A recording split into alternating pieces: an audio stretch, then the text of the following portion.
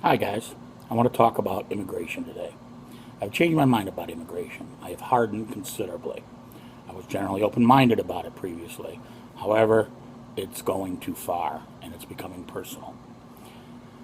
Illinois has recently passed laws so that undocumented aliens can have driver's licenses. Which is all well and good. It's good if they have licenses because they might even get insurance and they might be easier to identify. However, it means they get driver's licenses without passports, certainly without passports, and without a driver's license, and without a birth certificate or much of anything else. Just it's easy to prove that you're undocumented. So I've lived in Illinois and Wisconsin back and forth for a period of time, and I'm now living in Illinois. I originally had a driver's license in Illinois. I have an Illinois driving record. I know my Illinois driver's license number. My Illinois driver's license is not valid currently because I have a valid Wisconsin driver's license. So I brought in all the stuff they said they needed, including everything for the residency, canceled envelopes with the postmarks on them, Social Security card, original, and Social Security award letters with my address and the Social Security number on it, and all the other little items they might need, utility bills, everything that made them happy that I am living in Illinois officially. And I had a valid Wisconsin driver's license, and I had a previous Illinois driver's record, along with the number for that record. But that's not good enough. My Illinois driver's license, because I got a Wisconsin driver's license, is not valid. So they will not use that for my date of birth. And they will not use my Wisconsin driver's license for date of birth, because they apparently don't trust Wisconsin.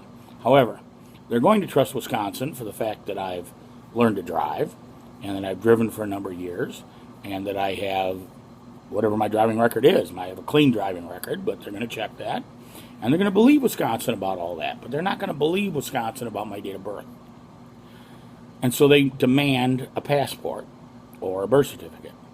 Now, two things are interesting to me about that. I don't like leaving the house with those items because they can get lost or damaged, and they really are a pain to replace.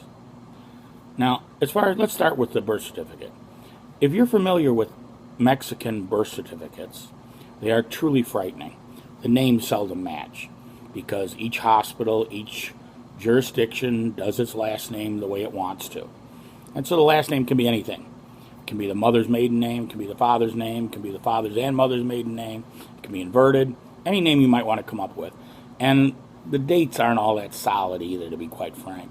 It's just not exactly the most efficient and accurate jurisdictional informational system in the world.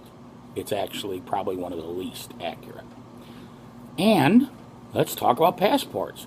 Well, I don't think a undocumented alien has a passport. I think if you have a passport, you're a documented alien. So if I was undocumented, I don't need my birth certificate, or I can just get the little hospital thing that says I was born at St. Teresa's Hospital, which no longer exists. So I suppose I can't even get that. Or I can bring in my passport, which I shouldn't have to have if I'm an undocumented alien. So I wasted a lot of time, and I'm going to have to take out these other documents and bring them in, because my Illinois driver's record isn't good enough for them to get my date of birth from.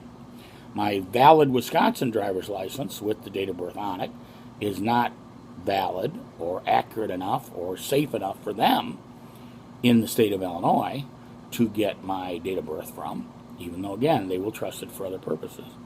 So that's where we stand, and that's why I've got an attitude now about immigration, even stronger than I was before.